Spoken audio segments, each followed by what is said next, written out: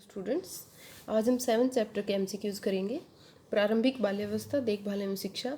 तो चैप्टर जो है हमने पहले भी अच्छे से डिस्कस कर चुके हैं और एमसीक्यूज़ जब आप कर लोगे एक बार तो उसके बाद जब चैप्टर रिवाइज करोगे तो आपको चैप्टर और अच्छे से समझ आएगा।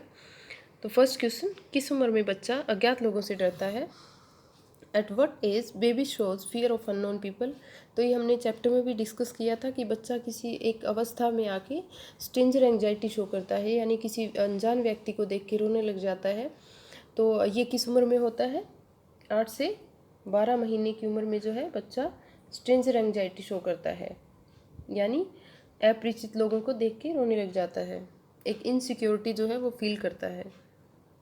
नेक्स्ट क्वेश्चन, विद्यालय पूर्व शिक्षा की प्रकृति होती है। The nature of pre school education is. तो जो भी प्री स्कूल्स हैं, जैसे कोई प्ले स्कूल हो गया, क्रैच हो गया, डे केयर सेंटर हो गए, आंगनवाड़ी हो गए, तो वहाँ पे जो बच्चे को शिक्षा जो दी जाती है अर्ली चाइल्डहुड में, तो वो शिक्षा का नेचर कैसा होता है? तो वो होता है बाल केंद्रित और अनौपचारिक, यानी चाइल्ड सेंटर्ड और इनफॉर्मल अप्रोच जो है वो यूज़ की जाती है। सारा फोकस बच्चे पे होता है और इनफॉर्मल मतलब उसमें कोई रूल रेगुलेशन, कोई डिसिप्लिन नहीं होता। जैसा कि कॉलेज या हायर जो स्टडीज़ हायर स्कूल्स हैं वहाँ पे क्या होता है कि शिक्षा का जो प्रकृति है वो शिक्षक केंद्रित होगी, औपचारिक होगी। यहाँ पे शिक्षक पढ़ाएगा और बच्चे जो हैं वो पढ़ेंगे और एक डिसिप्लिन जो है वो फॉलो होगा, जो कि अर्ली चाइल्डहुड में ऐसा नहीं होता। तो राइट आंसर क्या होगा? बाल केंद्रित और अनौपचारिक। नेक्स्ट क्वेश्चन, ECCE का पूरा नाम क्या है? तो ये हमारे चैप्टर का नाम भी है। तो ECCE का पूरा नाम क्या है?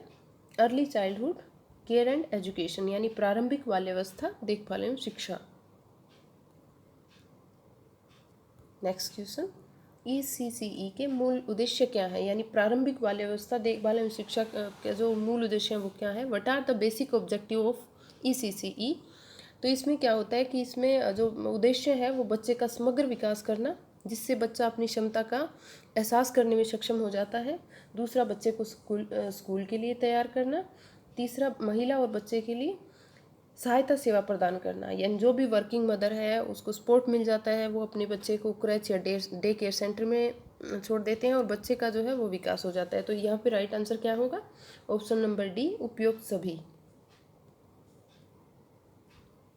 नेक्स्ट क्वेश्चन, हमें ट्रू और फॉल्स बताना है। विद्यालय पूर्वक द्वारा दी गई सीख और अन्य अनुभव छोटे बच्चों के लिए बेहद फायदेमंद पाए गए हैं। The learning and other experience provided by pre school have been found to be extremely beneficial for young children. तो ये बात जो है ये सही है कि गलत, ये आपको बताना है क्योंकि आप चैप्टर रीड कर चुके हो। तो यहाँ पे राइट आंसर जो है वो ये है कि ये जो स्टेटमेंट है ये बिल्कुल ट्रू है।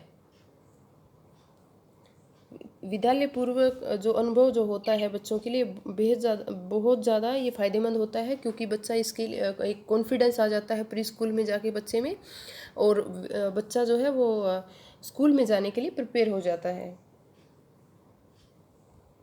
नेक्स्ट क्वेश्चन, यह जन्म और 1 वर्ष के बीच की अवधि है।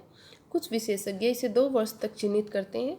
It is a period between birth and 1 year. Some experts also denote it till 2 years. तो ये कौन सी अवस्था है? ये हमने चैप्टर में भी रीड किया था। इसे शैशव अवस्था बोलते हैं, यानी इन्फेंसी जो है वो इसका सही आंसर है।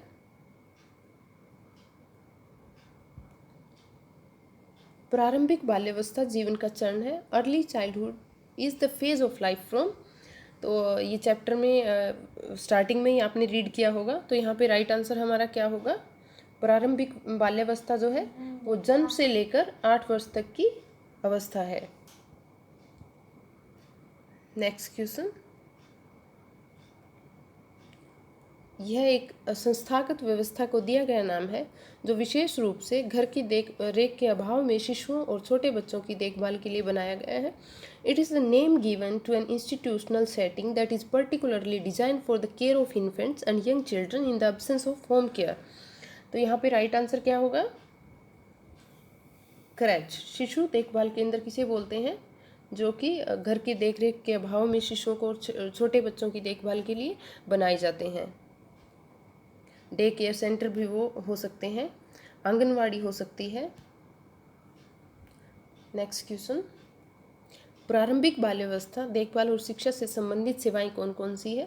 तो ये हमने अभी भी डिस्कस भी किया है कि शिशु देखभाल केंद्र, दिवस देखभाल केंद्र, नर्सरी स्कूल, गैर सरकारी संगठन यानी nursery school and NGO, creche, day care centre, then ICDS और ट्रेनिंग इंस्टीट्यूशन, समेकित बाल विकास सेवाएं और प्रशिक्षण संस्थान, ये क्या करती हैं?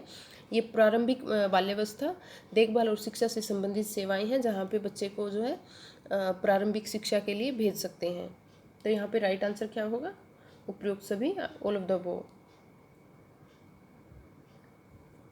नेक्स्ट क्वेश्चन, बच्चों के साथ काम करने वाले नर्सरी शिक्षक के लिए निम्नलिखित में से कौन सा कौशल आवश्यक है? यानी which of the following skills are required for the nursery teacher working with children?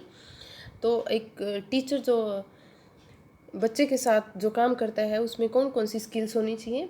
कहानी कहने का यानी कहानी सुनाने का स्किल होनी चाहिए, the skill of storytelling, नृत्य संगीत, आवाज़ मॉड्यूलेशन की स्किल होनी चाहिए, dance and music, voice modulation, then कोई भी एक्टिविटी चाहे वो इंडोर हो आउटडोर हो ऑर्गेनाइज करने की जो है वो क्षमता होनी चाहिए। तो यहाँ पे हमारा राइट आंसर क्या होगा?